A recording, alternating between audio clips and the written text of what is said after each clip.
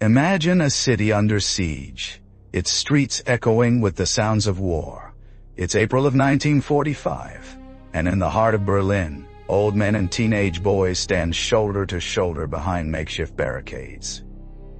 These unlikely soldiers, armed with rifles and anti-tank weapons, are part of a desperate last stand. They are the Volkssturm, Germany's people's militia, thrown into battle as the Third Reich crumbles under the weight of Allied and Soviet forces. This is the story of Germany's final, frantic efforts to stave off defeat in the closing months of World War II, a tale of desperation, sacrifice, and delusion. Let's uncover this gripping chapter together. By 1945, Germany was on the brink of collapse. The Third Reich, once a dominant force in Europe, faced overwhelming odds. On the Eastern Front, the Soviet Red Army had pushed back German forces, reclaiming vast swaths of territory lost during the early days of Operation Barbarossa. By December of 1944, Soviet troops threatened to isolate the Baltic states and overrun German-held areas in Poland and Czechoslovakia. On the Western Front, Allied forces had broken out from the Normandy landings, sweeping eastward to liberate Paris and the Low Countries. They toppled the Vichy French government and pushed northward through the Italian peninsula. By the end of 1944, American and British troops were ready to cross the Rhine River and invade the German heartland. The situation was bleak, and Adolf Hitler, along with his inner circle, knew time was running out. Surrender was not an option in their minds. Fighting to the bitter end was the only path forward, even if victory seemed impossible. Hitler's distrust in his own military grew as defeat loomed. The Wehrmacht, Germany's armed forces, had suffered catastrophic losses. The Luftwaffe, the Air Force, had been defeated in the Battle of Britain and failed to protect German cities from relentless Allied bombing campaigns. The Army too disappointed Hitler with a string of devastating defeats on the Eastern Front. Worse still, the failed assassination attempt known as Operation Valkyrie in 1944 deepened his suspicion of his own generals. If the state and military couldn't be trusted, Hitler turned to the very organization that had brought him to power, the Nazi Party. On October 18, 1944, Heinrich Himmler announced the creation of the Volkssturm, a people's militia meant to bolster Germany's defenses. Hitler ordered Martin Bormann, a key party leader, to recruit men aged between 16 and 60, even those who were injured, through local and regional party networks. The goal was ambitious: to raise 6 million men to reinforce both the Eastern and Western fronts. Hitler believed these militia troops, fighting to protect their homes and families, would hold their ground until the very last man fell. To swell the ranks further, Hitler and Bormann called upon 500,000 members of the Hitler Youth, young boys indoctrinated with Nazi ideology. These teenagers, some barely old enough to shave, were thrust into a war they could scarcely understand. But the reality of the Volkssturm fell far short of Hitler's grand vision. While the idea of 6 million armed men was striking, it never came close to fruition. Some Germans dodged conscription, unwilling to fight in a lost cause. Even certain party leaders, lacking the stomach for battle, shirked their duties to organize or lead these militia units. For those who did join, resources were scarce. The Wehrmacht prioritized supplying frontline army units, leaving the Volkssturm with insufficient weapons, ammunition, and supplies. Training was also inconsistent. Most older recruits received only about 2 weeks of preparation, often focused on military discipline rather than practical combat skills. They learned to handle a mix of rifles and anti-tank weapons, but many were unprepared for the chaos of war. Despite these shortcomings, the Volkssturm was placed under the command of the Wehrmacht, not the Nazi Party, since the army had the expertise and resources the party lacked. When deployed as infantry units, some Volkssturm formations proved surprisingly effective in combat, thanks to army leadership. However, they struggled to hold back the relentless advance of Allied and Soviet forces from both east and west. It's estimated that some Volkssturm units suffered casualties as high as 70 to 80%. Outside the army's direct control, many militia groups crumbled under pressure. The men and boys, often fighting far from home, simply wanted to survive and return to their families. Their morale was low, and their resolve often broke when faced with the overwhelming might of the enemy. As the Reich's collapse seemed inevitable, German leadership prepared for occupation. If the Volkssturm failed, a guerrilla resistance force called Werwolf, overseen by the SS, was meant to continue the fight. Originally planned as Operation Werwolf in 1944, this group was intended to conduct commando-style sabotage and assassination missions behind enemy lines or in recently occupied territories. Werwolf fighters were also tasked with eliminating any Germans who collaborated with the Allies. However, the initial plan fizzled out due to a lack of a proper command structure. The concept was revived in 1945 when Joseph Goebbels, the propaganda minister, crafted messages to inspire Germans to join the werewolf movement. Using imagery of mythology, violence, and revenge, Goebbels envisioned a resistance that would strike fear into the hearts of the Allies. Werewolf operatives were to blend into the civilian population, launching surprise attacks to wear down and terrify the occupiers. The ultimate goal was to force an Allied retreat and restore the German Reich, while the Allies took the threat seriously and remained vigilant for signs of insurgency. The werewolf movement largely failed to materialize.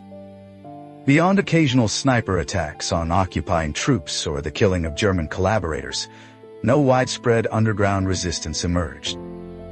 The German civilian population, exhausted by years of war, showed little enthusiasm for continued fighting. Most were ready for the conflict to end, unwilling to sacrifice more lives for a cause that was clearly lost. Meanwhile, the Luftwaffe, Germany's air force, scrambled to counter the numerical superiority of Allied aircraft. With dwindling fuel reserves, raw materials, and experienced pilots, they rushed innovative technology into service. Jet fighters were deployed, and plans for stealth bombers capable of evading Allied radar were proposed.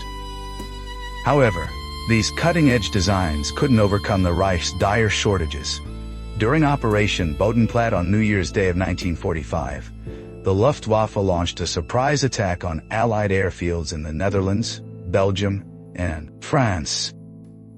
Hundreds of German aircraft, including night fighters, ground attack bombers, and jet fighters, took to the skies just after dawn on January 1st. Commanders correctly assumed that Allied pilots might be recovering from the previous night's celebrations and unprepared for an assault. The Germans achieved the element of surprise, avoiding Allied radar, and even catching friendly anti-aircraft units off guard, some of which mistakenly fired on their own planes. The operation aimed to destroy Allied bombers on the ground rather than in the air. At some targeted airfields, Luftwaffe fighters succeeded in demolishing enemy aircraft. However, faulty intelligence meant other airfields were empty, and German losses were heavy. For every Allied bomber destroyed on the tarmac, the Luftwaffe lost a similar number of planes and crew. The aftermath of Bodenplatte forced Luftwaffe commanders to resort to desperate measures. With no effective bombing wing and a shortage of skilled pilots, they turned to experimental tactics. Test Squadron, Kampfgeschwader. 200 developed unconventional systems like the V-1 flying bombs and manned suicide rocket planes, such as the Fieseler Phi 103R. Plans for ramming gliders were also considered, but technical issues and the destruction of manufacturing facilities prevented most of these projects from reaching mass production. Constant Allied air raids on German cities further hampered efforts, while public anger over the bombings fueled a desire for revenge. Undertrained pilots volunteered for doomed one-way missions, starting in 1945. One such desperate tactic was aerial ramming against long-range Allied bombers. a task force named Sonderkommando Elbe undertook a mission on April 7, 1945, using around 120 Messerschmitt Bf-109s. Engaging a wave of American B-17 and B-24 bombers, the German fighters deliberately rammed the enemy aircraft, destroying 22 in total. Though pilots were encouraged to parachute to safety after impact, most perished during the mission. The task force downed 13 bombers, but lost 53 of their own planes. Despite these efforts, the Allies maintained control of the skies, and their bomber wings continued relentless raids over Germany. This wasn't the only suicidal air unit deployed by the Luftwaffe. In 1944, the Leonidas Squadron sought volunteers to pilot human-guided, rocket-propelled flying bombs. Due to technological challenges and the high risk to pilots, the unit was initially disbanded. However, during the desperate Battle of Berlin in 1945, the squadron was revived. With scant resources, pilots had access to only a handful of aircraft and just enough fuel for one-way trips. From April 17th to April 20th, 1945, Leonidas Squadron pilots crashed their planes into bridges over the Oder River to hinder the Red Army's advance. These kamikaze-style attacks ended when Soviet forces captured the airfield from which the squadron operated. German command claimed the squadron destroyed 17 bridges, though other sources suggest only one bridge was demolished. On the naval front, the Kriegsmarine, Germany's navy, was severely weakened by 1945, but sought to fight back with innovative designs and small unit tactics. Under Admiral Karl Donitz, the Navy accelerated production of the Electroboot, a new type of U-boat first constructed in 1943. These submarines used a hybrid diesel-electric motor system and a snorkel, allowing them to remain underwater far longer than earlier models. Designed to fight submerged, they could better evade Allied air attacks and anti-submarine warships. Donitz hoped to replicate the early war successes by disrupting Allied supply lines and halting invasion forces. However, despite their advanced design, too few Electroboots were launched so late in the war to make a significant impact. With much of the surface fleet defeated or supporting the Wehrmacht's retreat in the Baltic states, the Kriegsmarine turned to commando units known as the K-Verband. These elite teams used explosive speedboats, divers, and mini-submarines for high-risk missions. Their first major operation was in 1944 during the Allied landings at Anzio, Italy, where K-Verband units deployed diver-driven torpedoes. By 1945, the K-Verband operated flotillas of mini-submarines and explosive motorboats, attempting to ambush Allied supply ships and smaller warships in the English Channel, North Sea, and Baltic Sea. Despite the bravery of their crews, successes were rare. Mechanical failures, harsh weather, rough seas, well-armed Allied warships, and air attacks diminished their effectiveness. K-Verband personnel were more likely to perish due to poor conditions than enemy action. Their sabotage and diving units also supported the German defense by demolishing underwater bridges on both fronts. Though equipment failures and heavy casualties often limited their impact. In the end, Germany's last-ditch units, the Volkssturm, Werwolf resistance, Luftwaffe's experimental squadrons, and Kriegsmarine's K-Verband, showcased moments of ingenuity and determination. Yet, fanaticism and new weapons couldn't reverse the tide of Allied and Soviet armies pouring into the Reich. These efforts revealed the lengths to which Hitler and his regime were willing to go, sacrificing countless lives for a delusional vision of victory that would never come.